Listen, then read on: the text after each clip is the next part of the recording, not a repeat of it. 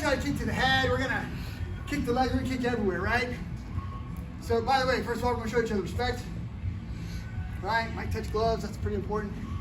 But in the school, these kicks make sense for us to work on our flexibility. He makes high kick, right? Maybe we make shift kick, right? Maybe we angle out side kick, right? All those are great kicks, particularly for kickboxing and the kickboxing mode. How many of you guys think I'm going to be kicking to the head in self-defense? I've told you I probably won't, right? Where would I kick? Legs, for sure. So, I could make head kick like this, right? But it's so much easier to kick here. Very fast, very effective. Even if he dodges, like he did, he's now in a position for a second kick. Does that make sense? Sure. So for our lead leg kick, I can distract or jab here, but I want to hit a pow right there, right? On the leg. You can hit him with the shin. You can hit him with the ball of the foot, this way. Can we do that? Super simple. Sure. It's only going to take us about 30 seconds to play. Warm that up. Kicking to the legs.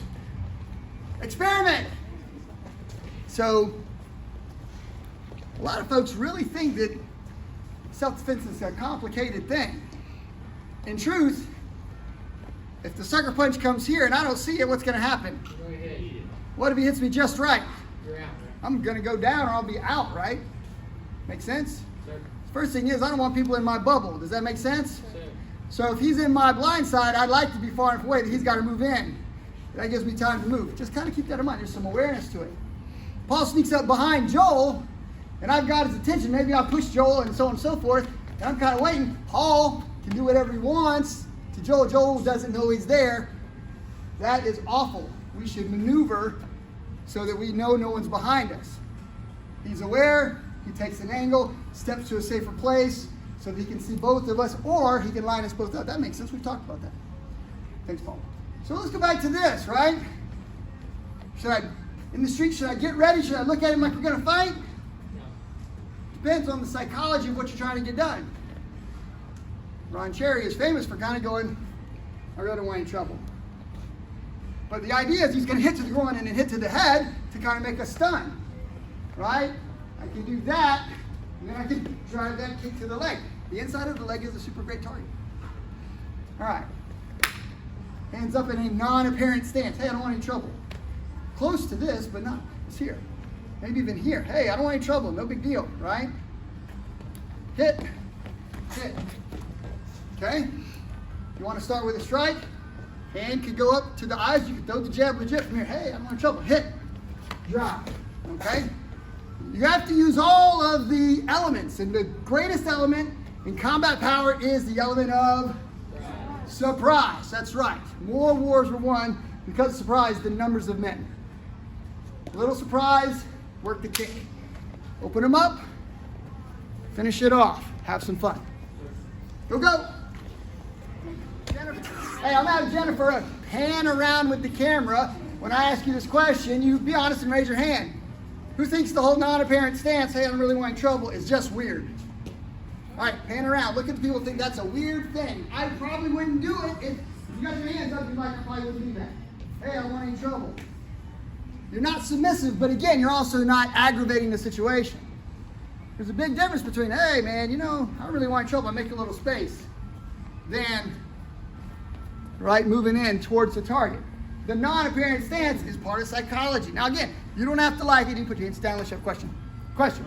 It shows self-control and maturity. It does show some self-control and some maturity if you can walk away. Curtis Robinson didn't like to walk away, I gotta be honest. I'm a stand your ground kind of guy. I'm not itching for a fight, but I'm also, sometimes I feel like maybe I'm too aggressive, right? But again, there's been times where like, you know, I'm gonna back away a little bit, you just stay over there, I'll go this way. It depends on how much of their yard you can mow. If you mowed a lot of the neighbor's yard, not the yard you were supposed to be, and now the neighbor's mad, you might have to get off your tractor and hit that guy. I understand. All right. So anyways, the non-apparent stance is a psychological option, right? So I'm standing here, he comes walking up on me, and my hands are ready. I strike to the groin, I push to the head. Now I can hit to the legs because he's not aware and he's not ready. If he makes the first swing, now I have to go back to this. So we don't want them to make the first swing effectively. We're going to hit first. Cobra Kai, right? Strike first, strike hard, no mercy, sir kind of thing. The bottom line is if you feel that it is time to strike, you strike then. Trust your gut. You've tried to walk away, hey, I don't like trouble. Hands may be up. Kind of a non-apparent stance. Hey man, look, I don't want any trouble, and this is for a reason, right? This is for a reason. We're not just covering up this way for no reason.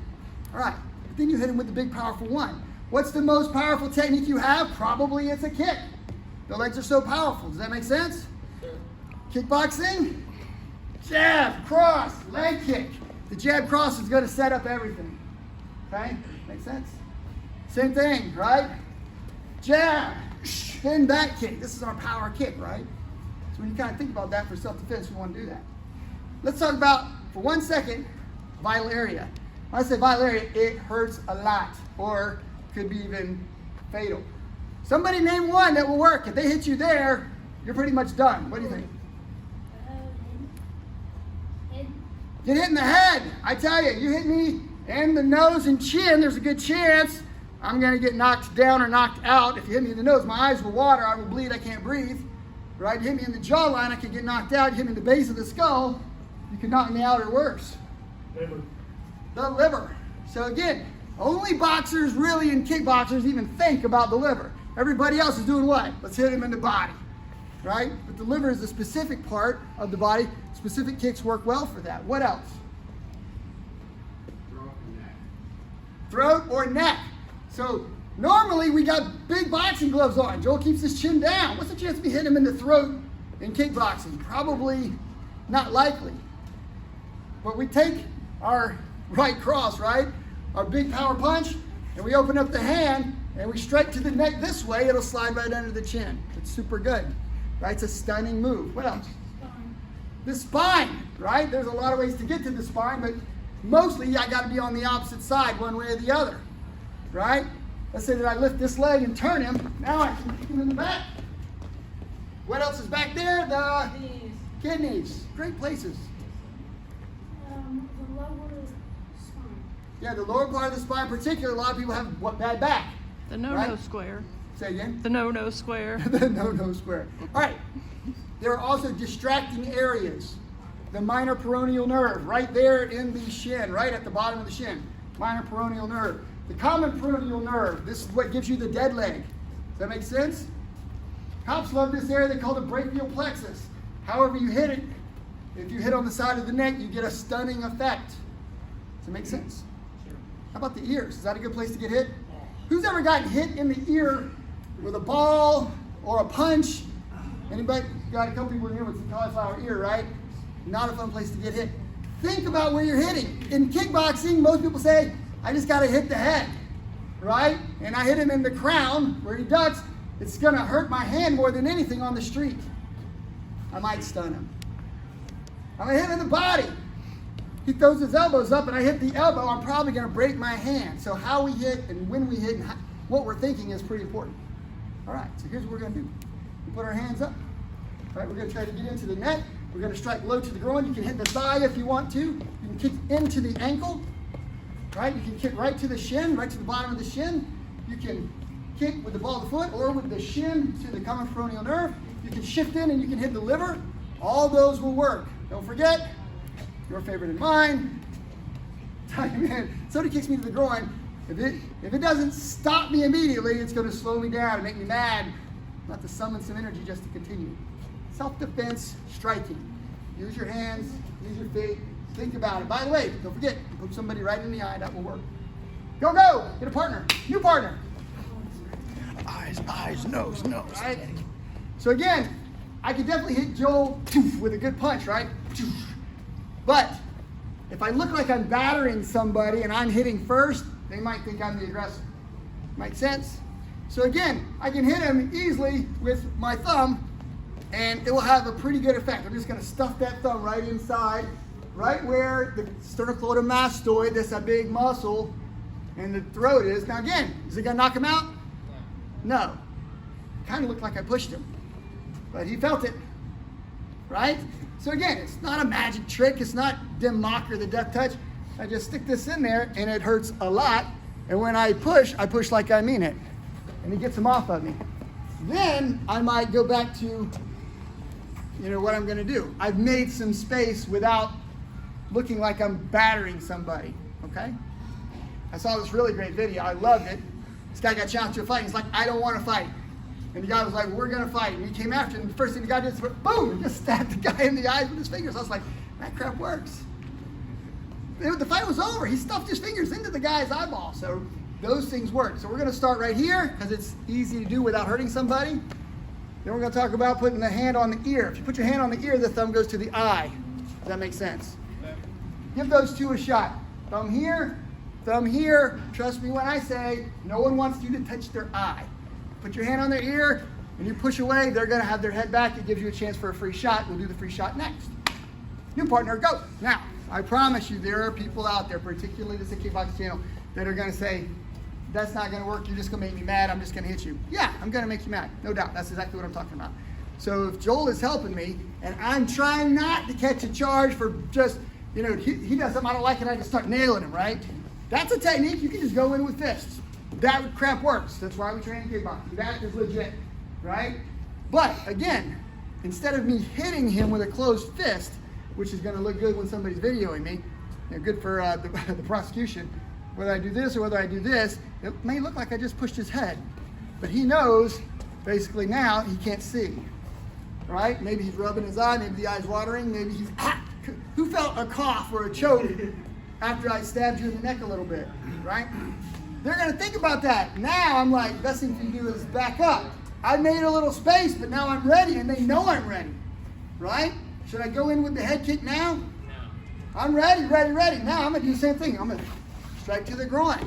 Once I've stunned him, unload with the big kick, right? There's nothing wrong with here, groin, now I drive this, now I come to the grip and relief. All those things will still work. Question? So, after you stick your finger in their eye and you back away, isn't that considered a break in the fight? It would be considered a break or a break in combat. So, why does that matter when you're talking about a break in combat? If Joel hits me, bing, and I go back, right? And I'm like, I don't want any trouble. I am the innocent party. That's good for you. He's already struck. I don't want any trouble, right? If I hit him, pop, right? And then I pursue him, I'm almost always going to be the aggressor. It could likely be a battery charge. Kind of just remember that. Even if you felt like your life was at risk and you said, I just had to go. Heck, my coach said, if I feel like I need to go, I just hit him and I go, right? The bottom line is there's ways that you can choose to do things, whether it's a strike to the groin, something simple, and it could end the fight, something simple. Particularly if you're smaller or you feel like you're not as powerful or not as well trained. Make sense? All right, so I'm gonna make a line and I'm gonna start hitting people in the groin. If you don't want me to hit you in the groin, you do not have to get in my line. Why isn't everybody lining up? Because nobody wants to get hit in the groin, even the girls, right? Dale, you want it? Nobody wants to get hit in the groin, even the girls are like, don't hit me in the pubic bone. So again, good things. All right, questions on this particular move or this particular move as basically a distraction. It's not a knockout. It's not going to necessarily win the fight. It's going to do something to their mind. It's an initial thing. Okay?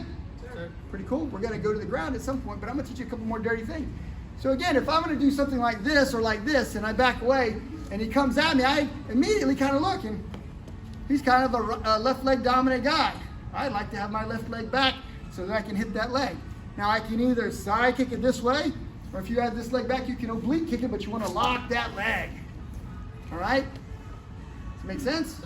So again, maybe I just struck him, boom, he comes back at me. I angle here and pow, I just drive to that leg. I promise you guys, if you miss, you're going to be kind of like, oh crap, my kick didn't work. But we train for accuracy. We train to hit. We don't train to miss. You hit, you lock the leg, he should lose his balance. You got your hands up. You can follow him at that point because he pursued you, he aggressed you, or you can back away and see if he comes back. It's up to you. But I'm giving you some things to think about. If you had a choice between me kicking you in the stomach, right, or kicking you sideways through the knee, which would you pick? The stomach for sure. You can take more damage. We all know this to be a fact. Question. Who had a question? Did somebody have a question? I thought I saw him. All right, no problem. So, strike.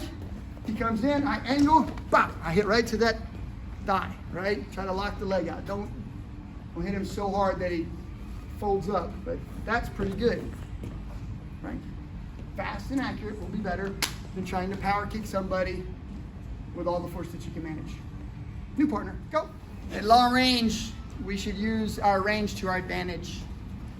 Okay, at long range, right?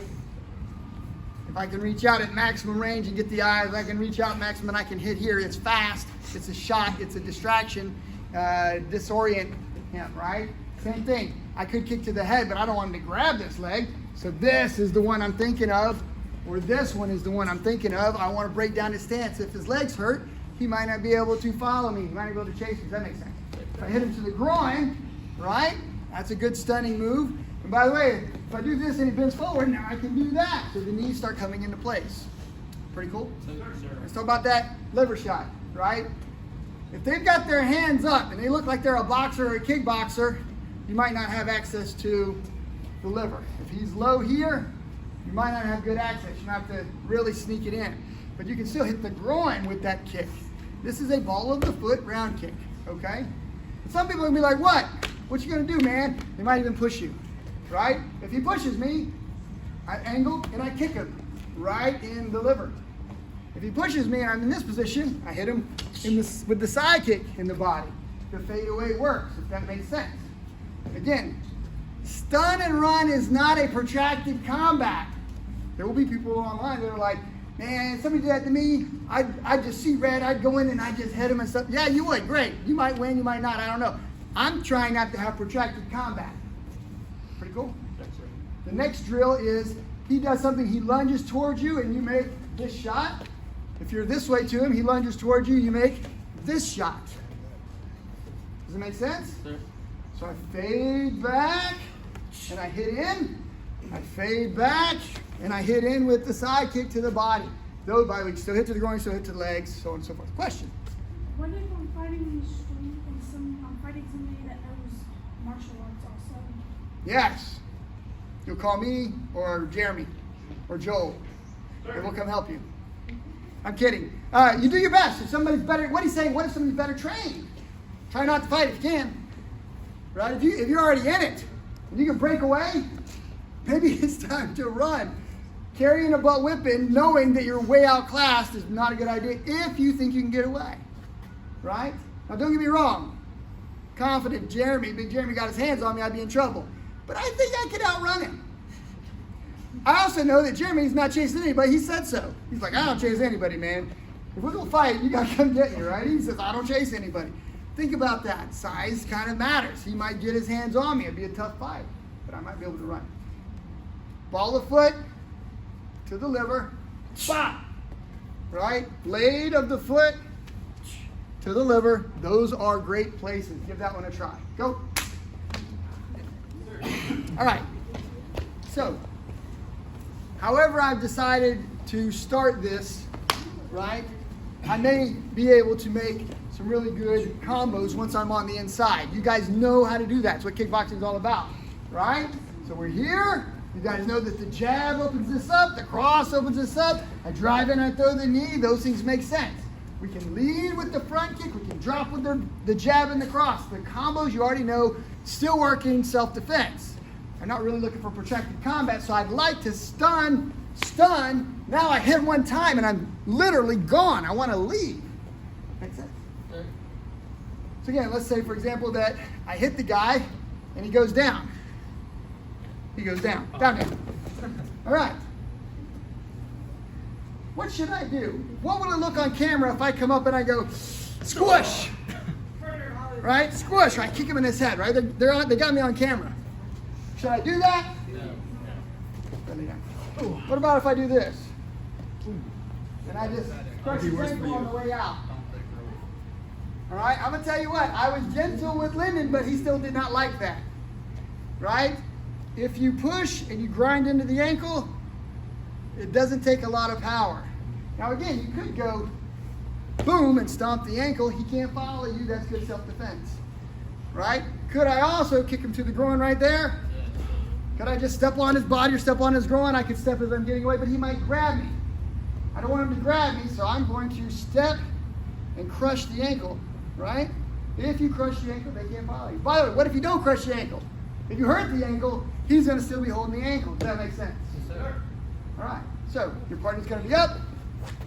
You're going to make your initial entry, your strike. You're going to hit. He's going to go down. However, you ended up in some sort of combat. Right? Be gentle. I tiptoed over his foot so I didn't hurt him, but I'm doing the motion. Does that make sense?